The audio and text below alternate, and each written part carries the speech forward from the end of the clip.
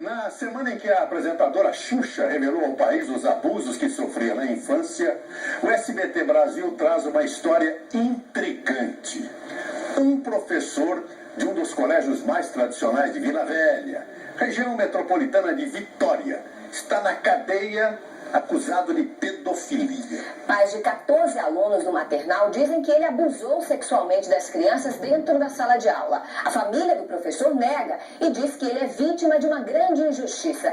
Veja na reportagem de Fábio Diamante, Ronaldo Dias e Leandro Calixto.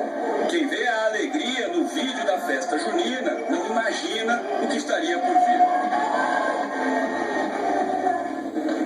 Os alunos têm entre 3 e 5 anos de idade. O professor à direita é Ricardo, de 27 anos. Ele dava aula de educação física. Era adorado pelas crianças. Um atleta apaixonado por esportes. Ricardo jogou futebol pela seleção do Espírito Santo. É o caçula de uma unida família. Loiro, de olhos claros. Por onde ele passava, chamava a atenção das mulheres. Mas a vida, cheia de promessas, virou de cabeça para baixo. Ricardo é hoje o protagonista de um dos mais intrigantes casos da justiça brasileira.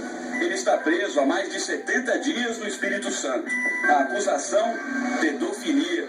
Segundo o Ministério Público, ele violentou 14 crianças do maternal durante as aulas.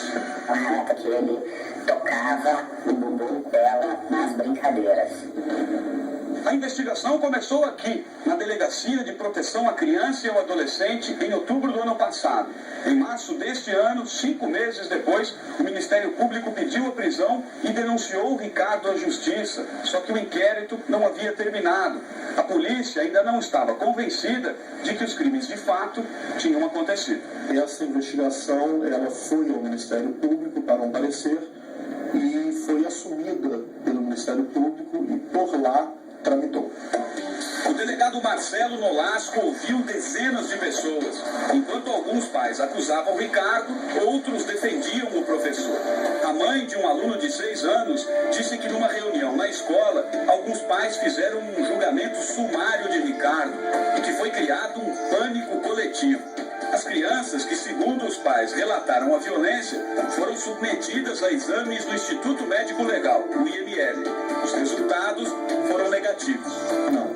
Não houve nenhuma materialidade. O IML não constatou qualquer alteração. Pelo tipo de acusação, lesões deveriam ser encontradas.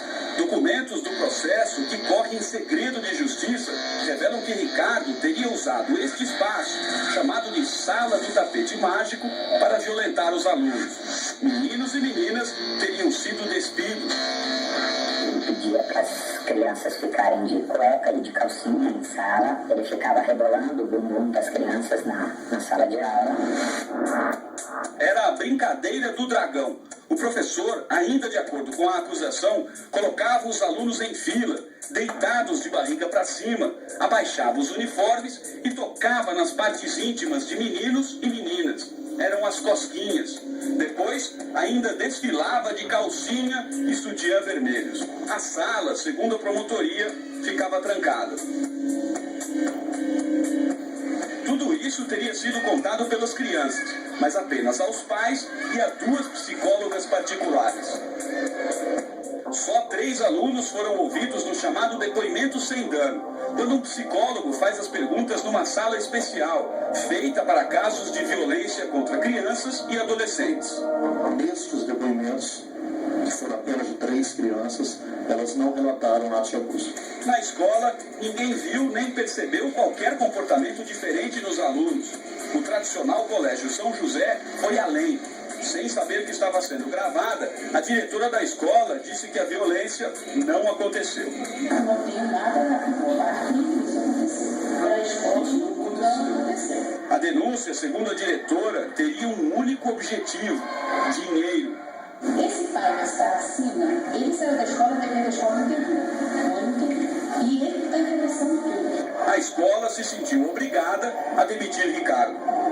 Queria saber se é verdadeiro ou não, primeira atitude de qualquer empresa é afastar essa pessoa de onde está. hoje apresentou um relatório à Justiça que diz que as aulas de educação física aconteciam na quadra. A sala do tatame era usada quando a quadra estava indisponível, o que era raro. O documento faz outra revelação. Os pais chegaram a afirmar que a professora de balé teria cometido o mesmo crime. Hoje em dia eu não passo nem na porta da escola, porque eu não quero que ele lembre do que aconteceu. Eu quero que ele esqueça aquela sala de aula. A família de Ricardo decidiu falar pela primeira vez. De ouro, jamais ele poderia passar por isso. Eu tenho certeza e assino embaixo que ele jamais cometeria isso. Mais do que jurar inocência, irmãos, pai e mãe lutam para provar que Ricardo é vítima da histeria. Se qualquer pessoa pegar a descrição de que é um pedófilo, que é o crime que meu irmão infelizmente está sendo acusado, vai ver que ele não passa nem próximo desse perfil. De um lado, o sofrimento de pais assombrados pela pedofilia. Do outro, um grito desesperado de inocência. A justiça do Espírito Santo está em xeque.